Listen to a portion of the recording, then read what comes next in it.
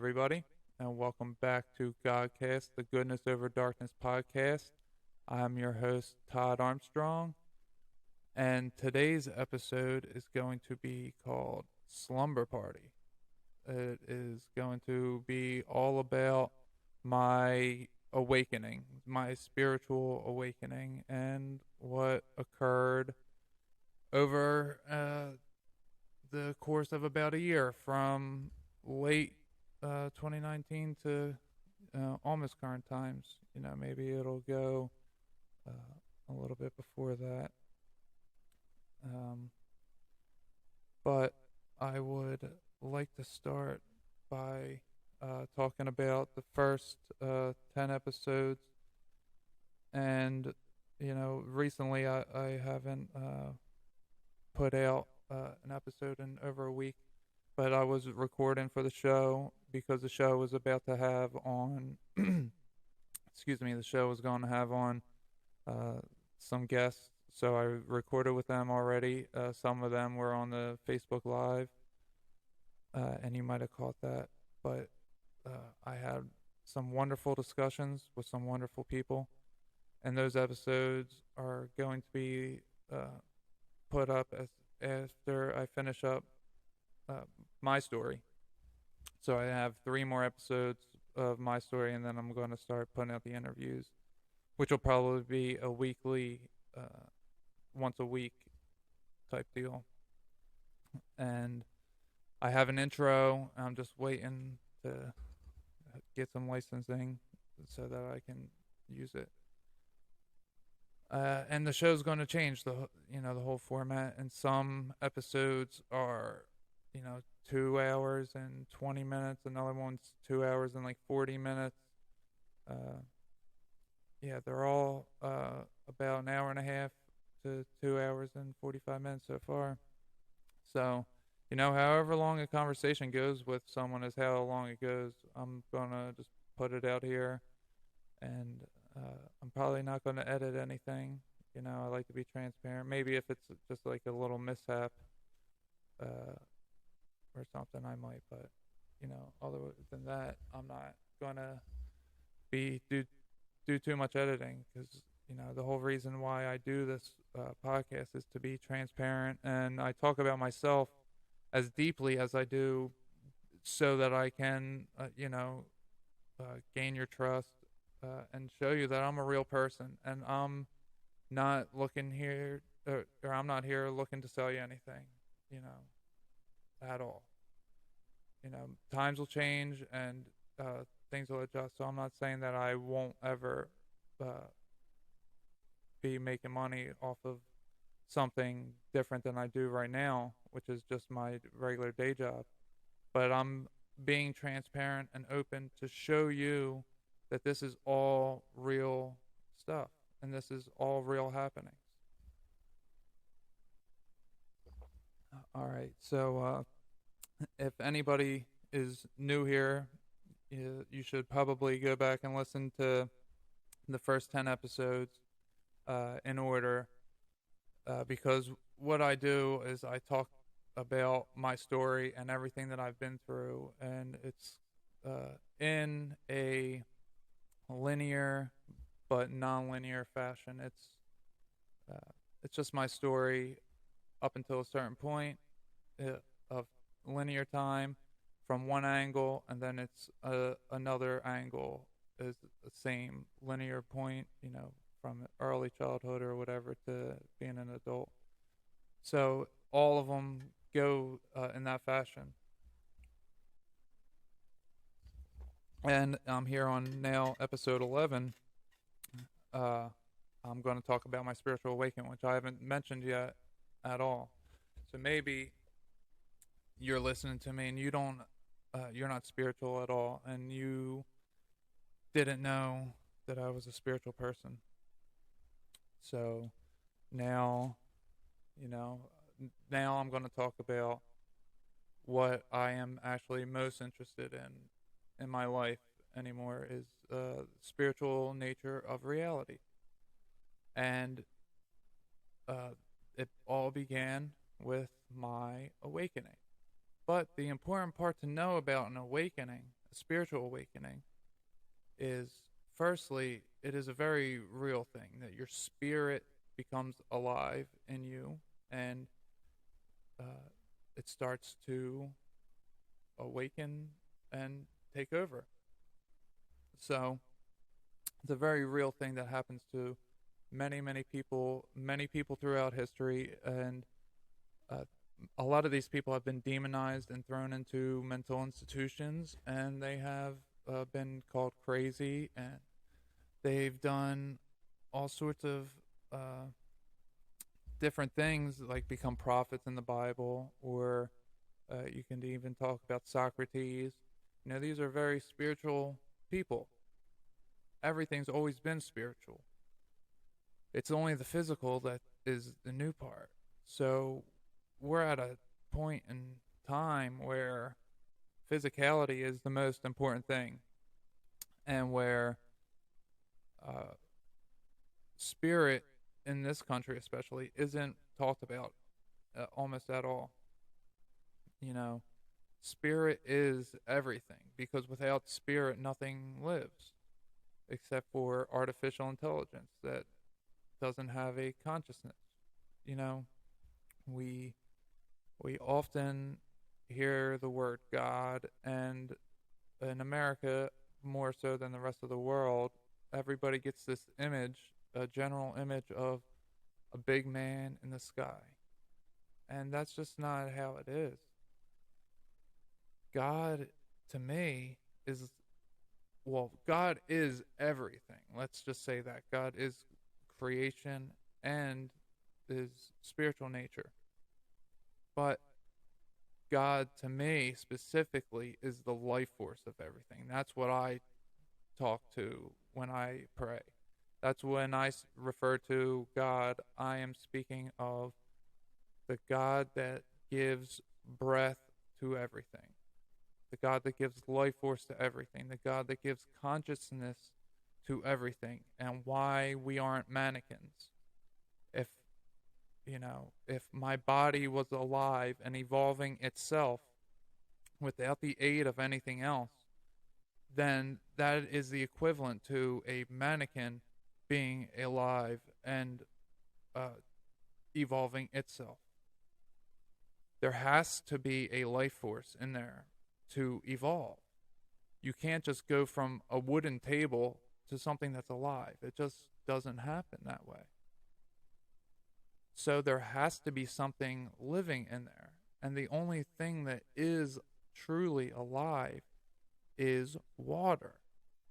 And the only way to achieve water is to have ice and fire. So the only two elements that exist are ice and fire. And everything else is created off of how close the ice is to the fire.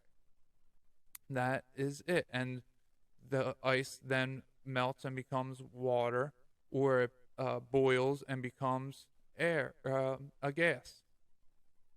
So that's how you have the three different phases of water. But it's not, water is just a byproduct of the ice. And the ice, I don't know how the ice gets there, honestly, or the fire. But I just know that they're the two things that then create everything else. So, how do I know water creates everything, right? The water is the life force of everything. How do I know that? Because everything that's alive needs water to stay alive. Everything needs water. You can go so much longer without food than you can without water. How much percentage of your body is water? How much percentage of the earth is water? Everything is water. That's the only thing that's alive. What's alive doesn't need water. What's alive doesn't need water. So, therefore, water is the only thing that's alive. Because without it, you don't exist. And there's things that can exist without oxygen. They're called fish. But you don't, and not just fish, plants don't need oxygen either. And land, they're land creatures. So water is the only thing that's alive. Water, when it's in a gas form, creates a cloud. Okay, that cloud is still alive. It's just in cloud form. It's in its gas form, and it's dense and thick, and because it's alive, it can mold into different ways. It can do different things because it's alive. Clouds are consciousness. It's alive. Clouds, or I'm sorry, us as humans in our brain, we have a cloud of consciousness, a little piece of consciousness. That's why you often will hear me use the comparison of to show people that they are God by saying, holding up a piece of a cotton ball and plucking off a little piece of it and showing them that the big piece is God and the little piece is God. But they're both still God. And that's how we are. We are a piece of consciousness plucked from a larger cloud of consciousness, which we call God. But it's a cloud of consciousness. But it's a cloud. It is a water molecule. That's, a lot of water molecules. That's what it is. So people have a very hard time of comprehending the pictures of clouds that I get because they're under the impression that clouds are dead or they're just inanimate objects. And that's just not true. So just keep that in mind for the story because I had a whole neighborhood of people saying that I was crazy because I had these pictures of clouds and showing them what they were. And I got called crazy for taking photos of something that existed that I could show. I got called crazy. And I mean, these just aren't your everyday clouds. I have them. I put them up on my Facebook. I mean, there's no mistaking what these clouds are for. I mean, there's just no mistaking it. And if you guys want to look on the Facebook, go right ahead. Maybe I'll upload them to my YouTube page too, see if I can upload photos. I don't even know if I can do that, but if I can, I will. Yeah, so it's just important to keep that in mind because that plays a part in this. So my awakening ultimately it started probably since I was born. I've come to learn, but I will narrow it down to the moment that goodness overcame darkness in my life. Was probably like April of 2019, approximately April 2019. But I do got to go back further because I have to go back to jail when I prayed that first time in jail, that 90th day that changed my life, that I was sober after I prayed to God for the first time in over 10 years. And when I denied God, and became an atheist and all that. Not that I was like, talking to anybody about being an atheist. I just didn't believe in God. It just wasn't my thing. But I just didn't believe that there was a God. I just didn't. Not the way that it was presented to me. I didn't believe it. So maybe I was only agnostic, but I didn't acknowledge anything spiritual at all. I was spiritually dead. I was on my deathbed for my mental state, my emotional state, my spiritual state. They were all on their deathbeds. And I ended up where I ended up physically because of that. And I dragged myself out of there, and I've gotten to where I've gotten to, and my life is amazing now. And I, believe it or not, I have every day, things occur that aren't so good. And, I still work a job, and I have a relationship, and I have a daughter, and, real life events occur to us just like they do to anybody else. But I just see the world very differently, and I understand it very differently. And when I see things occur, I see things occur like nobody else does. Not nobody, but, for the most part. But once you get to thinking that way, once you see life through that lens, then there's no unseeing it. There's only seeing it more and more. And when you're just awakening, it's a very scary place. It's a very emotional, mental state that you are not really sure what's going on to you.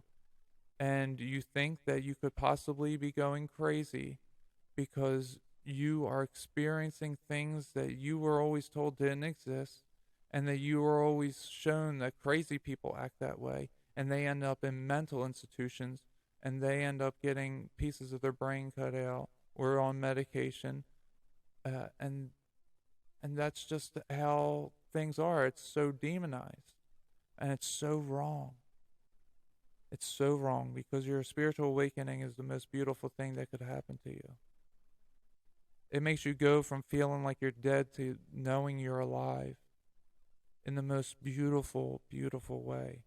And while I still experience different patterns of behaviors in life that I may not enjoy, I see it in a much different way now, and I act in a much different way, because I am trying to not experience it anymore. So I'm not reacting to it in the same manner, because the form of currency that the universe understands is attention. You pay attention. So whatever you pay attention to will come to you. It's like a Facebook algorithm. If you're, doing the like button for angry faces on things versus doing the love button, it's not going to not show you things that you hit the angry button on, because you reacted to it. That's all that matters. It doesn't matter that what the reaction was. Yeah, maybe it's keeping track, and maybe it's like the universe is saying, hey, I know these cigarettes are hurting this person and making them have cancer, but they seem to enjoy it, so let's just, keep feeding them cigarettes. That's just how it works. It's what you pay attention to. Are you into drama? Are you into arguing with people? Are you into being a robot?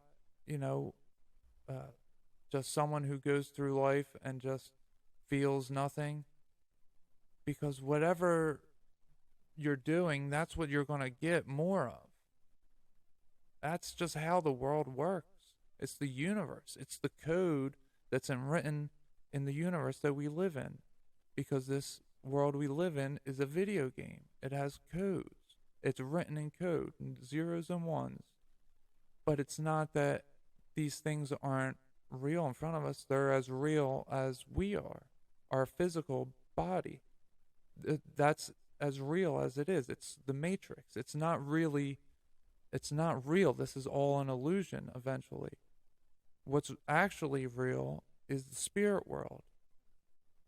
You know how ridiculous it sounds for someone to say that, I think the average lifespan is like 72. To say that like the average lifespan of 72 is the only existence you'll ever have, that's just preposterous. You think you're going to learn anything in this universe in 72 years? Man, there's so much to this universe, and it's been purposely fed to you as a lie.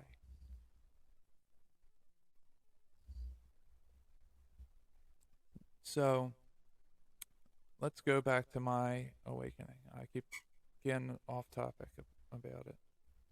So in 2019, which, my awakening started with all my weight loss, my losing the drug addiction, getting out of jail, all that stuff was a part of my awakening. And that's what the main reason for the show is to get the audience to understand that these things happen. You have traumas as a child, teenage years, and adult years, and then there comes a point where you're beat down by life and you're not doing so well in maybe just one certain area, and you decide that you need to lose weight, or you decide you need to quit smoking cigarettes, or quit drinking alcohol, or quit doing drugs, or you need to stop with the bad relationships, and you need to heal all your issues. Maybe you're suicidal, maybe you're at an emotional breaking point. There comes something in your life, there comes a point where it's time to nut up or shut up. It's time to do it. And this comes to everybody in their own way, in their own form.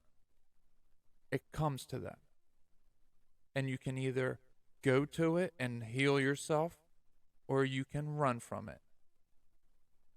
And this world is easily chosen to run from it. It makes it so easy to run from your problems and go to an external thing, something outside of you.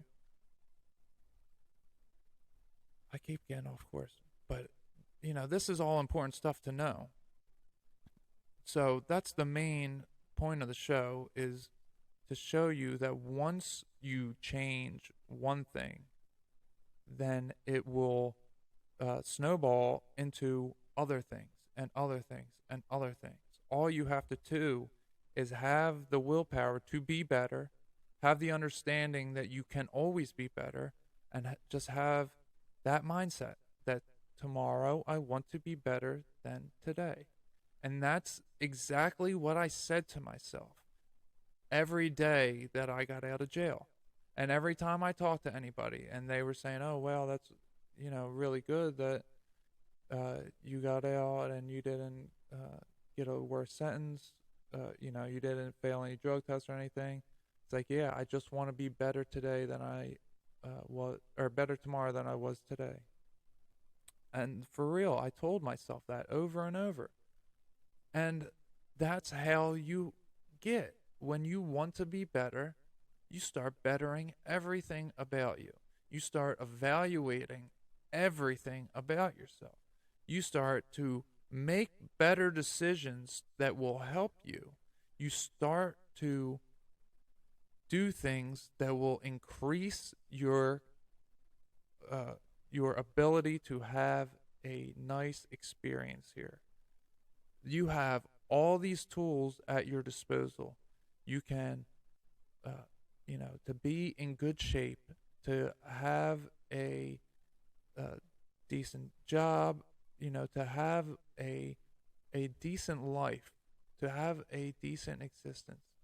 There are many, many ways to go about that, to just have a decent experience here. But there are different ways that we aren't taught as a general public, and things that are put down, that are taught to us and driven into us, and that we're conditioned to. These ways are, evil or demonic or not good or dangerous. And it's just so ridiculous. And it's spiritual practices. And it's ancient cultures. And it's anything that questions the mainstream narrative of what you're fed.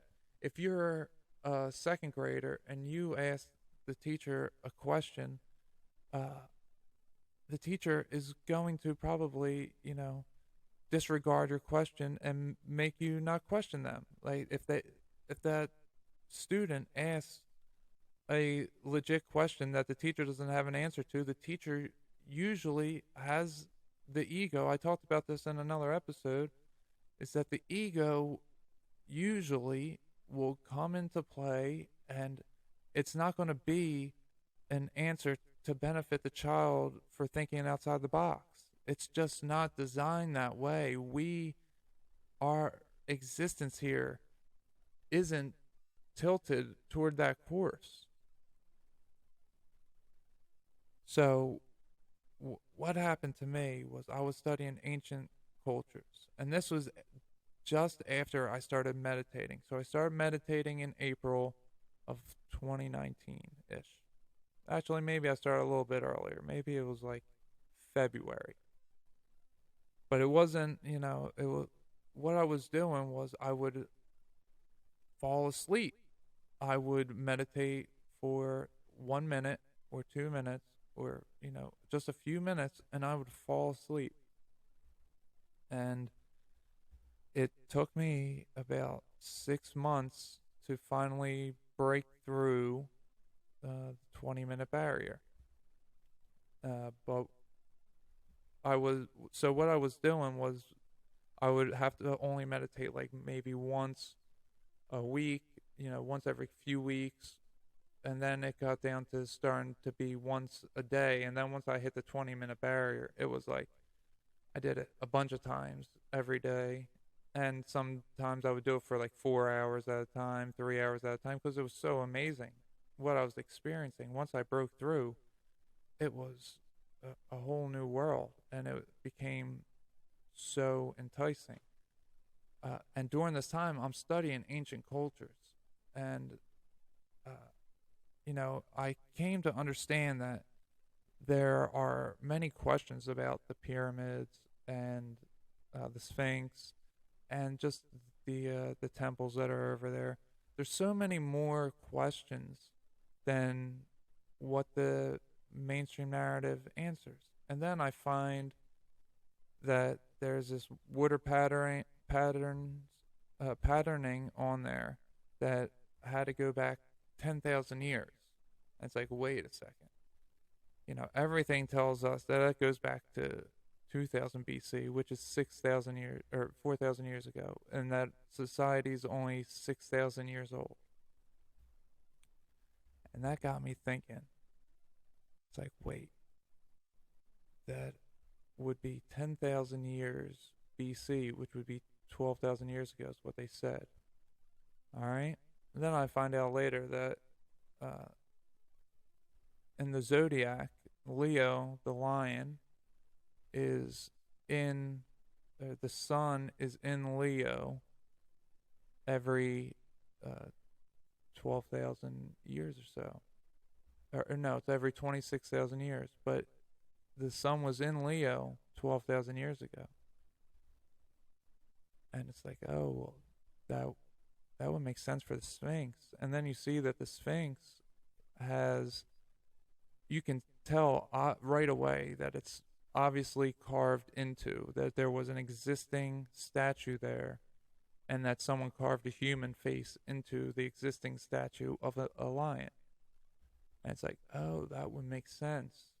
But if there was a civilization there during that time period, then what they tell us isn't real. And there's scientific geologists. Dr. Robert Schoch is doing all this work that's showing all this. And what's happening? Why isn't this news, And it's because the Egyptologists are all saying it's not real. They don't have any arguments against it. They just won't look at it.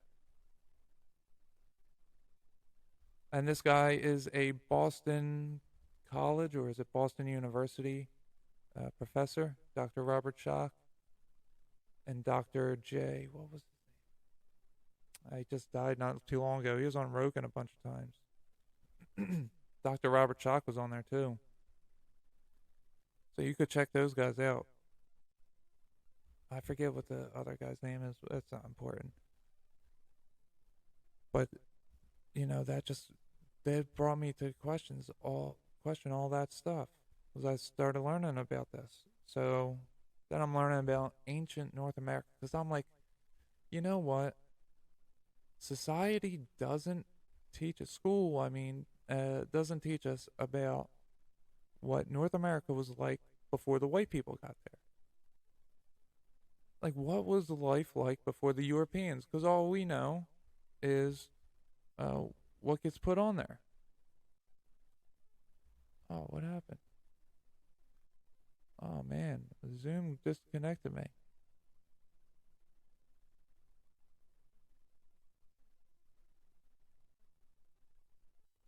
What happened?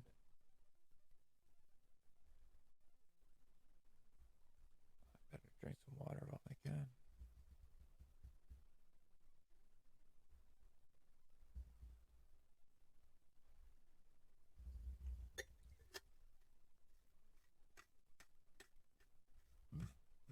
Excuse me.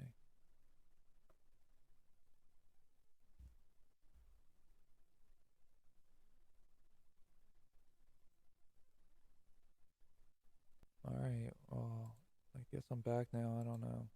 I'll have to. I don't know what happened. It just booted me. All right. Anyway, what I was saying about the ancient cultures. Well, I guess I'm not surprised they booted me because I was just talking about all that stuff about ancient cultures. All right. I see that it's streaming on Facebook still. Okay. Uh. All right. Yeah. I don't know what's happened with that. But anyway, I'm muted. Oh my goodness, I was just talking. I didn't know what happened. Now it's on now. Uh, it's you're behind, but it's back now. I don't know what happened. Zoom kicked me off probably for talking about ancient civilizations, and uh, so let me get back to where I was. I'm sorry. So anyway, ancient North America was my the next stop on my list. And we weren't taught what ancient North America was. So I started looking into ancient North America, and I took a class on it. Um, I forget what it's called. I'm going to try to pull up the app here while I do it. Uh, but I started taking a class on it because it was something that I was interested in learning. And I was always told that my dad's side of the family has uh, Native American in them. Oh, it's the Great Courses Plus. The Great Courses Plus. It's a really good app. If you guys want to learn anything about anything, it's on there, and they have professors on there, and it's really cool. So that's what I learned about at first was ancient North America. I took a whole course on it. It was a long course too. It was time consuming, but I learned a lot about the North Americans and how they migrated, and the mainstream narrative of how Native Americans lived. Knowing what I know now, maybe none of that's true. Who knows? But I got to learn about the symbolism and what all that meant, and the symbolism of the ancient Egyptians and what all that meant. So, 2019, I'm meditating and becoming spiritual. I'm studying ancient civilizations and I'm learning the symbolism of it. And I start to do psychedelics. And I have a bunch of psychedelic trips from October to December. And it's helped me explore consciousness. So uh, that's what ultimately all this stuff was about, was exploring my consciousness and just learning uh, about where we are, who we are, why we're here, just all the questions of the world. I just wanted to know answers to these questions because I didn't have any. And I needed to know these answers. And I found that I couldn't find out by talking to any people. So I did research the way that I knew how to, and I studied all these different things. I studied ancient civilizations, and that brought me to psychedelics because of their relationship with psychedelics. And they learned consciousness through psychedelics. And it was like, oh, okay. So all these cultures had relationships with psychedelics for a very long time. And it's only the last 100 years in America that they've been demonized. But they're still legal all over the world. And why are they demonized here? And then I started looking into that. And then I found out why, in my opinion, is because if you are told that psychedelics are scary and that they're going to harm you, then people won't take them because people don't want to have scary or harmful things happen to them. And if you're someone who wants to control someone, then the logical thing to do is to lie to them. So, if you could find the true nature of yourself by eating mushrooms, then if someone's trying to keep you from finding the true nature of yourself, then they would tell you mushrooms are scary. And I started to see that anyone that gave pushback in this realm of psychedelics was, to the medical community about and the legality of it all and how they actually are beneficial, and that there's all of these different studies that are showing all this relief for depression from psilocybin mushrooms, PTSD from MDMA, and there's just all this good stuff happening. And it's like, oh, well, this is the same thing that was happening with the ancient civilizations. Anyone that was questioning the mainstream narrative was getting pushback as well.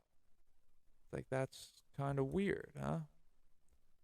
So I had my trips, and I saw, it expanded my consciousness, and I saw Jesus, and I've communicated with God, and I saw the circuit board, which is God, the brain that operates my body.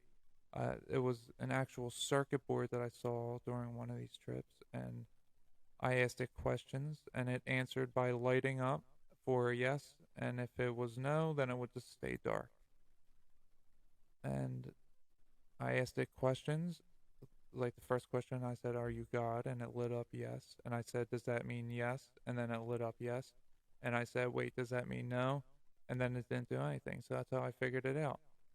And I asked three other questions. I forget what they were at this time, but they were pretty significant questions. And when I saw Jesus, I saw him very much like the Wizard of Oz when you see that big green face. Like, that's what it was. It was Jesus, and he was just like his head was just there, and that he wasn't talking to me. Something else was talking to me, and it said, "He is not for you." And he smiled, and he said, the voice was telling me, "But if if he's ever called upon because someone's in need of help, he will assist them." Something along that effect. And he smiled, and he tilted his head, and he winked, and then that was it. So, like, and not only that, but I was just having these mind-blowing experiences where you go to heaven and you get to be reborn. And I explored different ancient cultures. Like, I became a member of a Native American indigenous church, and I was legally doing these things.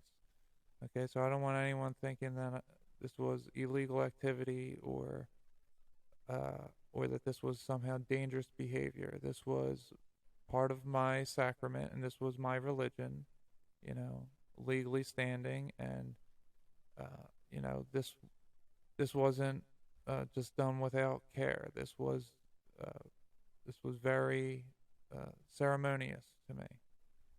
Like I said, I studied ancient Native American cultures. I was always told my father's lineage is Native American, and uh, so I looked into the Native American Indigenous Church, and they seemed to get what I was looking for, and they were open. So I linked up with them. So uh, you know that all occurred right around the same time, right in 2019. So then, so I do have to mention back in like June of 2019. So you'll hear this in an interview that's upcoming.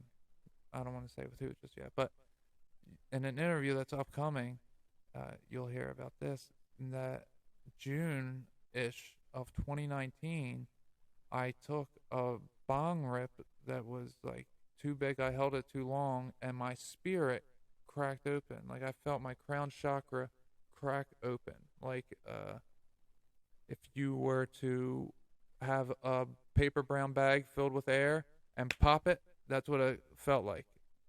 It felt like I was popped, and then it was just like my crown just like sunk into my head, and then it was odd and it was scary, and that so that was in June. That was after I started meditating a little bit, but this was a very strange thing that occurred to me.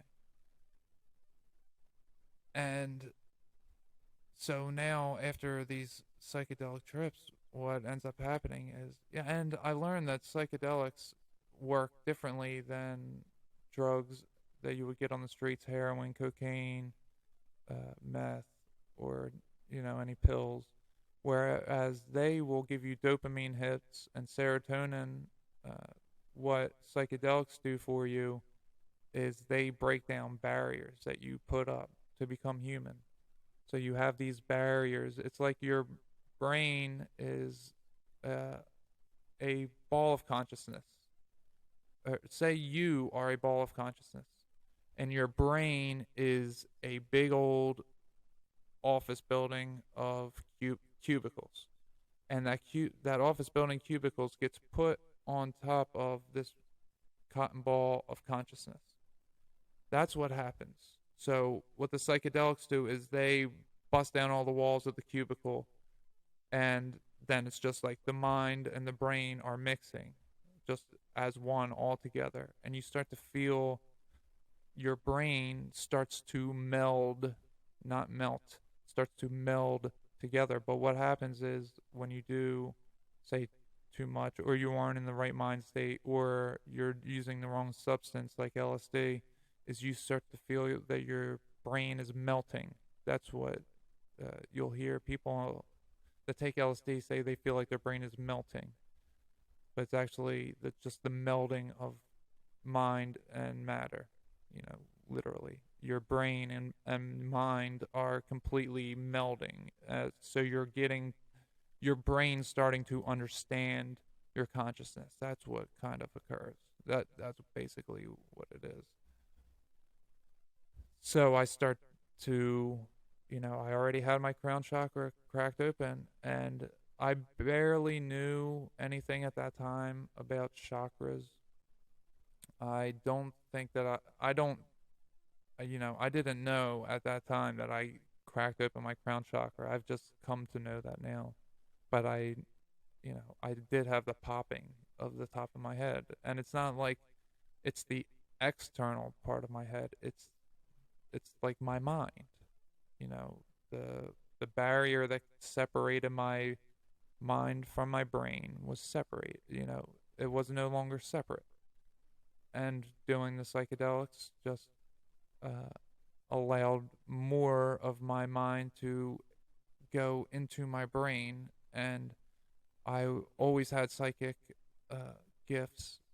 As I tell in episode 1, I had psychic gifts always, and I just didn't know about them, and I was afraid of them because what I did wasn't nice things necessarily, the way I used it. But I didn't know I was using it because I didn't know I had it because, we're lied to and told that spirit doesn't exist.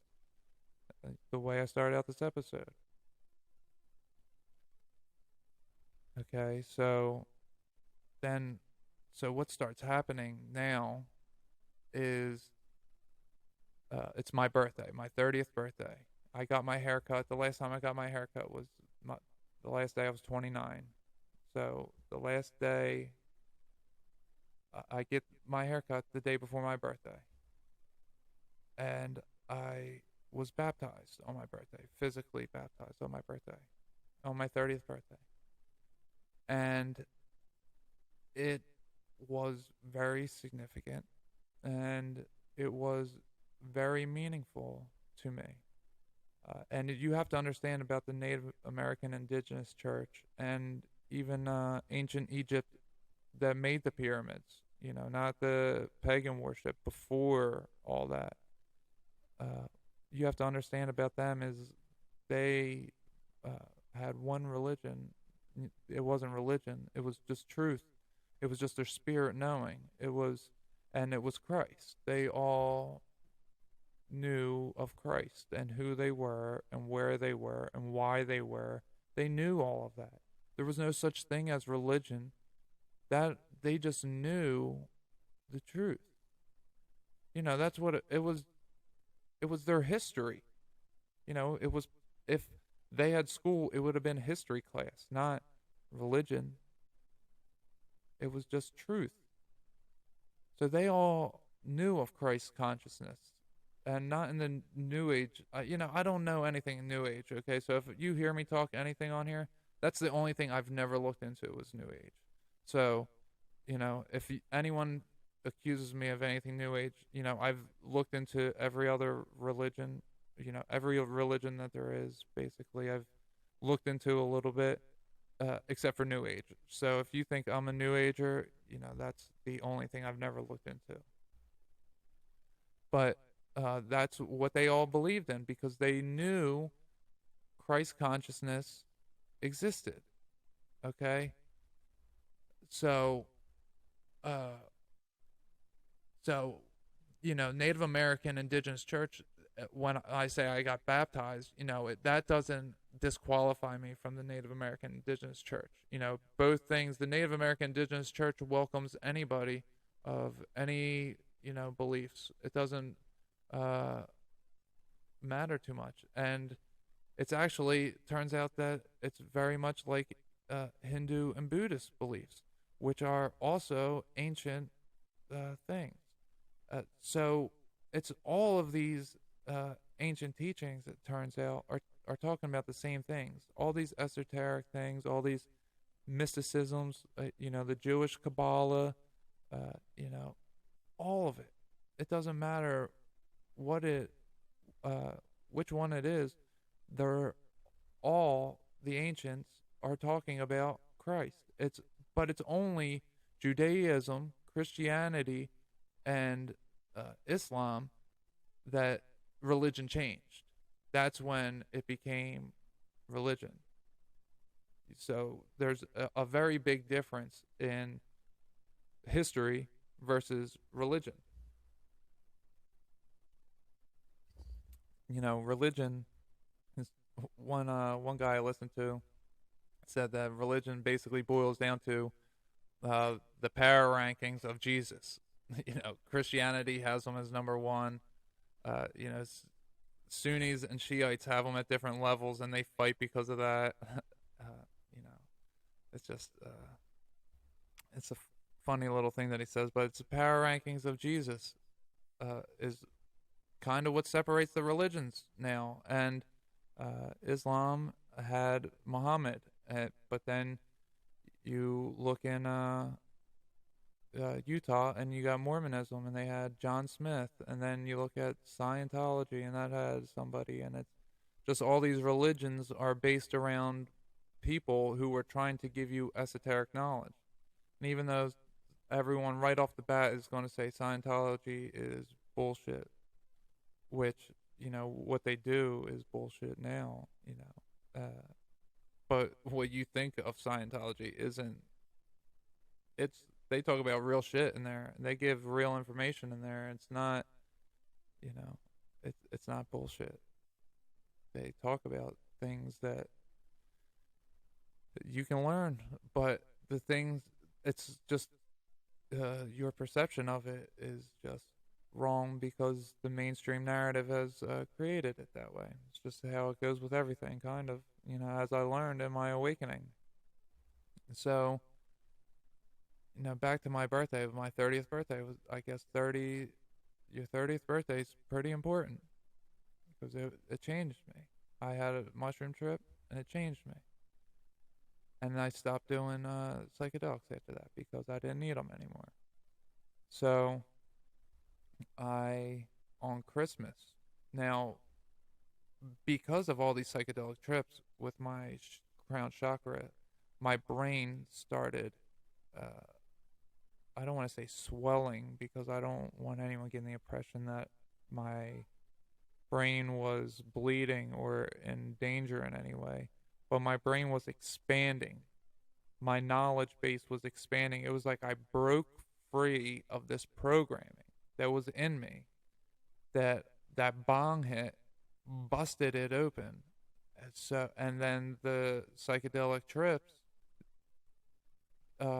allowed me to kick out the rest of the programming. Not the rest of it, but enough of it to get me to the point where I started tapping into my psychic gifts in a whole new way.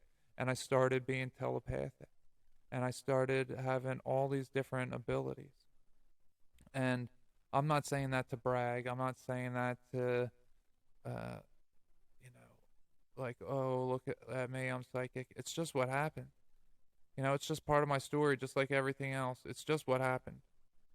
I present it the same way I present everything else. It's just what occurred.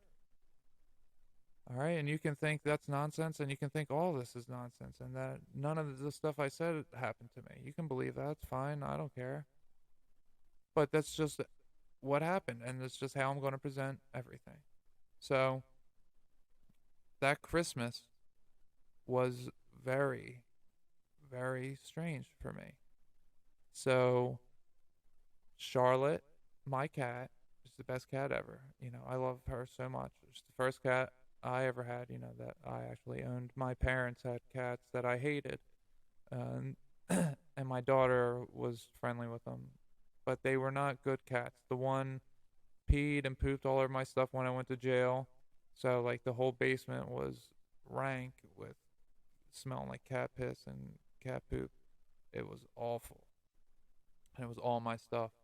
And the other one is really fat and has something wrong with its back and can't clean it right. And there's something, and it's just so nasty. She's such a, you just walk by her and she'll get her claws out and she'll swipe at you and scratch the hell out of you just for no reason. And it's, our pets are representative of us, and they're my mom's cats. So all my stuff got shit and pissed on, and the other one is big and mean and nasty, and they'll scratch you for no reason. Very representative of my mom. So, that's just a side note. But anyway, I do love my mom, however. And yesterday was Mother's Day. But again, it's just the truth. I don't care about the day, It's the truth is the truth no matter what day it is. So, people's feelings get hurt over the truth a lot, and it's just because they don't want to accept the truth. It's just, it doesn't mean that you shouldn't be truth just because people don't want to accept it. You should be you and be truthful in your way all the time, nonstop, every day. That's how I do it. I live in truth. Like I said, I'm immersed in truth. So sometimes it's hard for people to be around me when they want to be immersed in lies. Those people they're just not around me very often. People that lie a lot, they just can't hang, honestly. And that doesn't mean that I'm better than anybody, but it's just my vibrational frequency. I have an energetic field about me, just like all of us do. But I'm just very keen on keeping mine at a very high level. So when I'm at around, like I get down, of course, and let low vibrational things affect me, of course. But uh, for the most part, I'm not around low vibrational people. They just, and it's not something that they're aware of, but I say it. It just happens that way because I pay attention to everything. Because what happened with my brain was that my brain incorporated this new understanding of spirit when they melded together, and it started filing things away in a much easier way for me to pick out.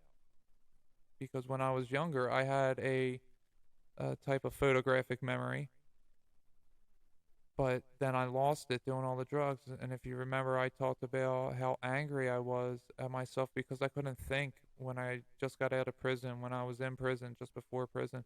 I couldn't think and I couldn't speak. I would get lost in my thoughts and my words. My brain would be moving way too fast for my mouth.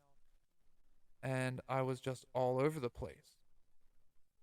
And now I remember everything in such fine detail because I just let it go. And when I need it to come back to me, it's just filed away in a system that I don't need to hold on to it to access it like I used to. I used to have to hold on to stuff in a sense. They would have to be memories that were strong enough for me to hold on to in order to recall something, especially something with great detail. I would have to, it would have to be a significant thing, or, I would have to have a strong memory of it for some reason. Now I can do it with anything, any little detail that happens during the day. All I have to do is try to recall that moment, and I'm in the moment, and I'm living the moment, and I'm hearing everything, and I'm seeing everything, and I'm feeling everything that I felt in that moment. So it's not just a photographic memory, but it's not something that I sit in either to, I don't sit there and go back in time all the time to relive memories. That's not something I typically do. Now, I'm sure that there are people that do that, or I'm sure that there's probably a way to teach you how to do it, but I don't really know how I did it other than my brain just did it for me. You'll hear me upcoming on one of the podcasts talk about how I have what's called etheric surgery performed on me on a for a while it was on a daily basis, and I'm sure that it's still somewhat on a regular basis, but I don't actively think of it all the time. It's something you have to be very tuned into in order to feel. And you know again, if you don't believe me, I don't care. Just don't believe me then. Just turn off the podcast if you want to. I don't care. But if it resonates with you, what I'm talking about, with what these things are, then you know I'm glad that uh, it does, because you're at a stage where you're starting to, or you already do understand that the truth isn't presented to you in school or in the mainstream media or in the mainstream narrative of anything. Okay, so back to what I was saying about my cat, Charlotte. She is awesome. She's a little black and white cat. So how we got her was, I was getting Maya a cat for Christmas, and we had an appointment to go to this place where where they sell cats, but you go hang out there. It's a cat cafe, and you go hang out and see, just hang out for like an hour or whatever. And this was even before COVID officially was out. So this is, this is that December, and uh, we have a good time. And there's all these cats, and we liked one of them, and we were going to buy one of them on our way home, or when we were leaving, we're like, all right, we're gonna come back and get this cat. We're gonna go to uh, this cat store, get all the stuff, and we're gonna come back and get the cat.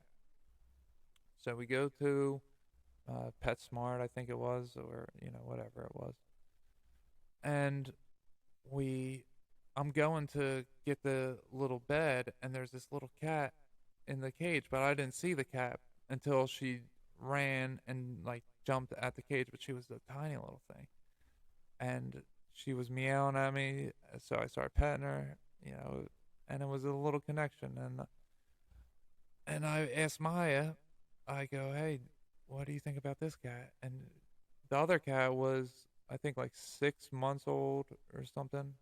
Uh, so, pretty much a full grown cat at that point, still young, but pretty much a full grown cat. And this one, Charlotte, it turned out to be, was only 3 months, and she was still small. So Maya liked her because she was tiny and adorable. So we end up getting Charlotte, and she's the best cat ever. She really is. She, you know, Now that we live in a place where she uses the doggy door. She goes out all night. She comes out in the morning. Uh, you know, but she lives indoors, but she goes out back and she plays around with the dogs somewhat, and she's just so cool. So she's very important to me, and very there's a very spiritual nature about her. And I've had many dreams where her and I and Maya kind of spiritually travel to places, and we are, fighting crime in a sense where, like, she's a samurai, and me and Maya are warriors, and we go around. This happens, it's happened on like at least like 3 occasions that I know of. For sure, remember, but I'm sure it's happened more. So, maybe you'll hear about them throughout the show, but this show isn't necessarily about uh, the visions that I've had, but maybe one or two will come out sometime. But it's uh, with her, it's a very strange thing occurred. So, just to get her, it was a very synchronistic way because we didn't know her. We had an appointment with another cat, and I only came to that pet place because it was the only, it was the closest pet place around to get stuff. So I went to that one, and I didn't see her in that cage, but she saw me when I went and grabbed the bed right next to her cage. And then we end up getting her. So we get her, and this is like the 19th or something that we're looking for cats. Maybe it was the 20th. I forget exactly the dates of when we were getting her, but uh, I do remember the day that she came. It was December 21st. Uh, but she wasn't supposed to be there till the 22nd, but they ended up coming a day early, or yeah, one day early. And we do all the paperwork. They just brought her right over. Yeah, it was the 19th because it took 2 days. It took 2 days to get her after. Yeah, so yes, they came the 21st, and at this time we were living in my apartment in Pennsylvania, in Delco, and I had this Buddha poster. I still have it, which actually has another crazy story tied to it. This Buddha poster, uh, is also a very special thing because what happened was, all right, so it's December 22nd now. Second night that Charlotte's there with us. December 22nd. No, no. Oh, man. I have to look at it. Hold on. Let me pull up the calendar. See what 2019 was real quick. All right. Yeah. Okay. So, yeah, she came on the 22nd. Right. So, what happened on the 21st, on Saturday night before they got there, is I meditated. So, it was the 20th is when we saw Charlotte, and she came on the 22nd. So, the 21st, I had another 3 hour meditation that night because it was still new to me, and I was doing it without the use of psychedelics or any. I wasn't doing anything, any enhancers, because I wanted to get to that level without the psychedelics.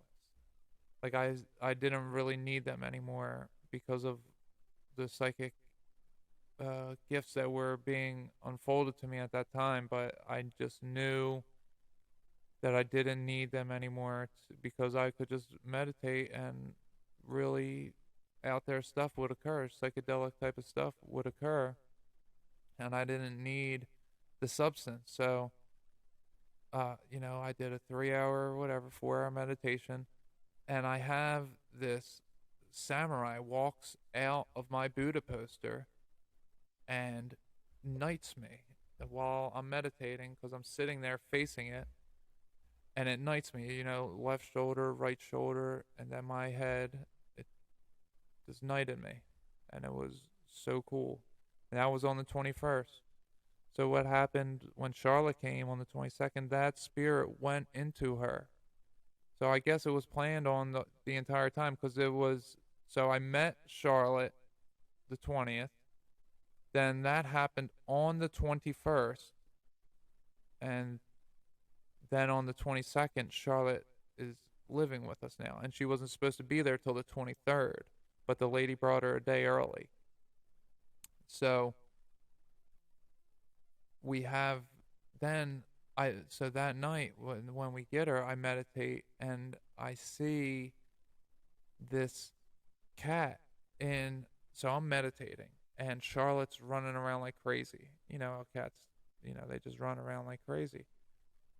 And I see her being chased by a cat sitting in a little flying saucer, like a Jetsons type of little saucer, how they had their own little individual pods with a clear glass dome around them. They had just a little disc that they stood on. Well, that's what it was, but it was a cat and it was sitting, but that's what it was doing, and it was chasing after Charlotte. So then somehow, I just, with my intention, I just cleared it away. I just stopped it from happening. And up until that point, Charlotte wouldn't really come up to me all that much. She was hanging around Maya, but I think she was a little more timid of me. I'm a bigger masculine energy, and she's just this tiny little cat, and she was used to, uh, you know, women and girls, and they said that there was a guy at the pet store that was a little rough with her, so she didn't warm up to me right away, and then I cleared her off that night, and then she started warming up to me, started rubbing up against me. Right after I did it, while I was meditating still, because I cleared that away from her. It was something that was chasing her. I don't know what it was, but the spirit of the samurai entered her, and uh, it's, it sounds weird, but I have a picture of a cloud. You know how I started this episode talking about the clouds. I have a picture of a cloud of it's Charlotte's spirit with the samurai helmet, and you can see it. I'll put it up on the Facebook page. A side by side comparison, or top and a bottom comparison of my cat and this cloud that is a samurai with whiskers. That has a samurai helmet on. You can. It's. I mean, it's so obvious. That's what, once you go look at this, you'll be like, oh, people were calling him crazy for taking pictures, that picture. And a woman said to me, oh, that could be anything. Like that? You think that could be anything? No, that looks pretty specific to me. So anyway, and how do I know it was Charlotte? You might ask. Well, Charlotte had run away. Actually, she didn't run away. She fell out of my second floor window of my apartment. The window, I must have left it open, and she fell out. And I found her collar just under my windowsill. She must have hit the ground so hard it came right off of her. And she was missing for 10 days. And it was May 14th. It was a Friday, is when she went missing. May 14th, 2020. She went missing. And just a little background. So, as my meditations, enhanced over the next several months, when COVID hit, and then I lost my job because of it, and I was started putting my meditative practices became more predominant in my life. I had uh, gotten several times throughout the year, from the beginning of the year, that May 17th was going to be a significant day. I got that like two or three different times. And I also got that several different times, that what I would see, who I was communicating with in spiritual meditation, whatever I was communicating with, I would perceive them as clouds. I got that several times, that they would appear to me as clouds. And, I didn't put it together the way that I'm telling you right now. What I thought was going to happen was May 17th, I thought like Nibiru was going to come, and, and aliens were going to come. That's what I thought. But then what actually happened was May 17th. So Charlotte's missing for 3 days. She was missing for 10 total. So she's missing for 3 days already. And it's May 17th. It's 11 o'clock at night. And I'm out on my balcony only because I am trying to just listen for Charlotte, hoping she's coming by. I have her litter out back, and I'm in a second story apartment. So it's not like I can just, leave something out, because I tried leaving stuff out, but then it would just get thrown out, or other wild animals would come and eat it or whatever. So I was having a tough time getting her. And I kept looking for her, and I was laid off. So, I was looking for her all the time. I couldn't find her, couldn't find her, couldn't find her. So I'm out back, just, looking at my phone, looking at Facebook, and for some reason, I just get the urge to look up. So I look up at the clouds, and I don't even see anything. And then I take a picture. Then I'm like, you know what? Let me just look through my phone. And what do I see? I see Jesus. And I lie to you not. I saw Jesus, and I have pictures of it. And I can, I'll put all this on my Facebook and try to put it on my YouTube. Maybe I can put it as a thumbnail or something. I don't know. But I saw not only Jesus in the clouds, but I saw all these different beings. I started seeing them May 17th, 2020, exactly when they told me, exactly how they told me, But I just didn't understand it when I was being told. I perceived it in a much different way. And it wasn't until 11 o'clock at night. So I had already lost hope that any alien attack was going to occur. And it was only the synchronicity that I was outside, because Charlotte had fell out the window 3 days earlier, that I was even in a position to look up at the sky at that time. And not only did I see it exactly right away.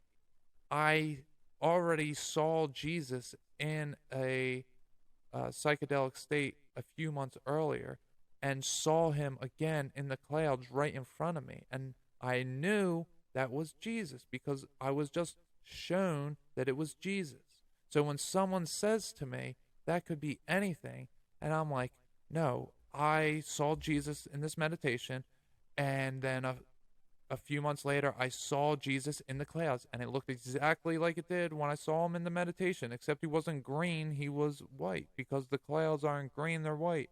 I just saw him as a green cloud in my meditation, or in the psychedelic trip. So when someone says that could be anything, that's just like, what? How how do you think that could be anything? Like, you haven't seen what I saw. So you're coming to conclusions based upon you not seeing my evidence. So you don't know the evidence, and then you're judging me and calling me crazy because I captured photos of beings in the clouds and posted them on Facebook. And they came exactly when I was told, May 17th. I was told that 2 or 3 different times, May 17th.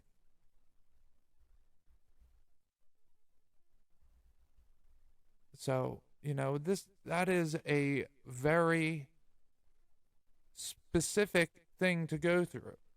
So, when you experience life in that way, there's no way that you're not going to then further your belief in the spiritual world and your meditations. And there's no way that you're not going to believe the information that you're getting in meditation.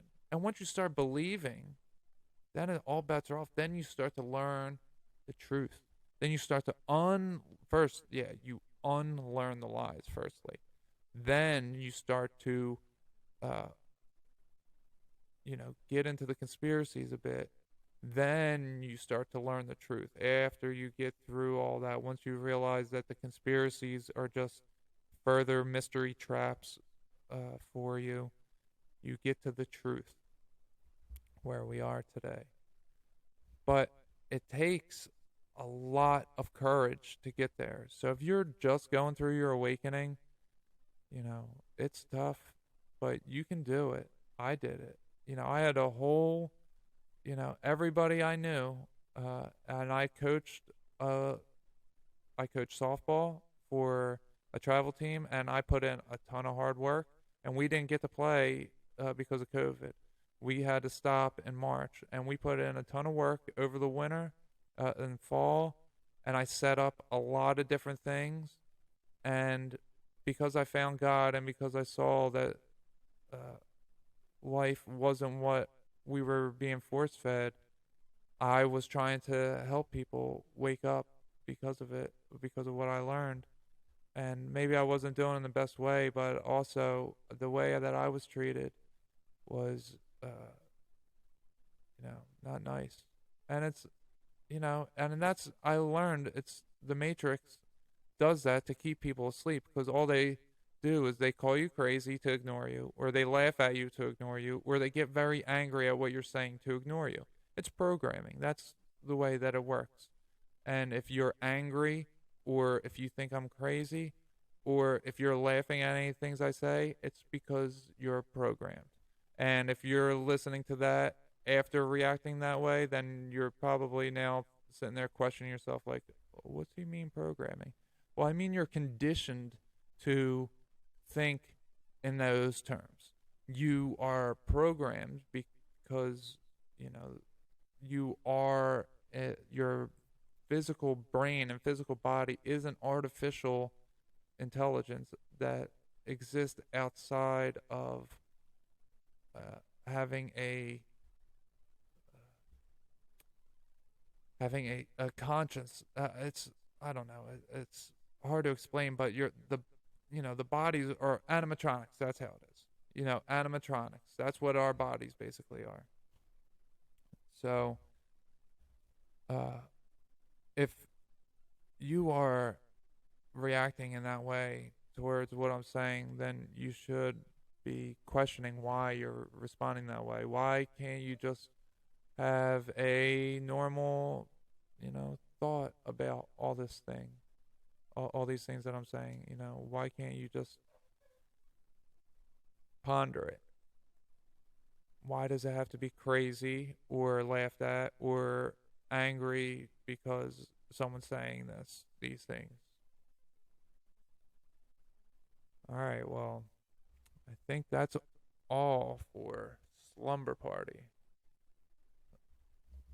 All right, so, I got 11 episodes down now. We got two more of me solo, and maybe I'll have solo episodes in the future. We'll see what that's like. But uh, we have many great guests coming up. I'm scheduling with new guests all the time still. And if anybody wants to get in contact with the show, my email is the best way to contact me. It's the Great Chakra Awakening 777 at gmail.com. You can go on the Facebook page. What this is on my Facebook Live. So if you're on the Facebook page, you get to see the live recordings before it goes out on the RSS feed. And some interviews I do on the Facebook Live as well. I didn't do all of them, but they still live on there. If anyone is interested in, joining the Facebook page, you can see. And it's Godcast, the Goodness Over Darkness podcast is the Facebook page. I have links to it in the description. You'll see the link to it in the description of wherever you're hearing this at. And right now, my Twitter account is suspended. I'll give it just in case that they unsuspend it, because I did send them 2 emails asking them to unsuspend it because I'm trying to use it for the show. But the Twitter account is at Great Chakra, and they suspended it. They didn't even give me a reason. They just suspended it, and the thing that I can click on suggests that why accounts may be suspended, but it doesn't specifically tell me why mine's suspended. And it's not like I even did anything. I didn't do anything offensive. I just got, like 75 followers in like 4 days. And it's not much. And, I got a couple tweets, got like 30 likes and retweets. But it wasn't like I was doing a ton. I guess maybe I was liking people's stuff too much for it to think I was a bot, maybe, or I was copying and pasting the link into all of my shows right before it suspended me. So maybe it's all the activity of the hyperlinking, copied and pasted. So that's, maybe it censored, set off a censor. I don't know. But hopefully they unsuspend my account. My YouTube is Godcast, the Goodness Over Darkness podcast. And, links for that will be in the description as well. But it's all on my website, too. The website is where the best place to go right now. It's the Great Chakra Awakening 777.podbean.com. I have up all my episodes. I have up appearances on other shows. I have up all the links to my social media. I don't do much writing these days on social media. I don't do any writing on my website currently. No blogs or anything like that. I'm just gonna speak everything pretty much. And, maybe I'll end up writing stuff sometime, but just the podcast, and maybe I'll go live at sometimes. And I'm working on another project that'll won't be ready for a few months, but something else that I'm trying to put time towards. So, all that stuff's coming. But please contact the show if you have a story that inspires some people. If you want to speak to me, send me an email. It's the best way to reach me. And, I have good things coming on the show. upcoming. I'm working hard. I'm trying to. I hope this episode sounds better than the past episodes.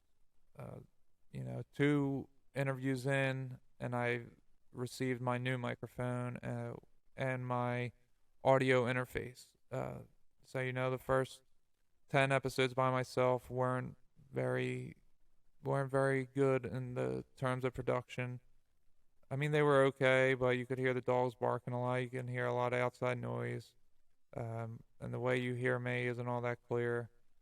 But I've been, adding pieces. I'm learning. I'm trying to better everything. I'm trying to get an intro now, which I have something in the works, and I also have licensing requests out so that I can play some music while I speak. Uh, I think that would be interesting to have something playing low under me.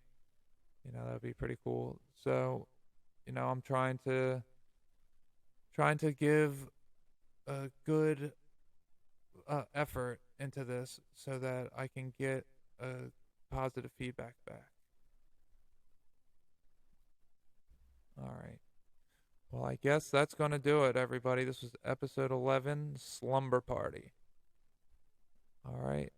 Everybody have a good night, and I'll talk to you later. Bye bye.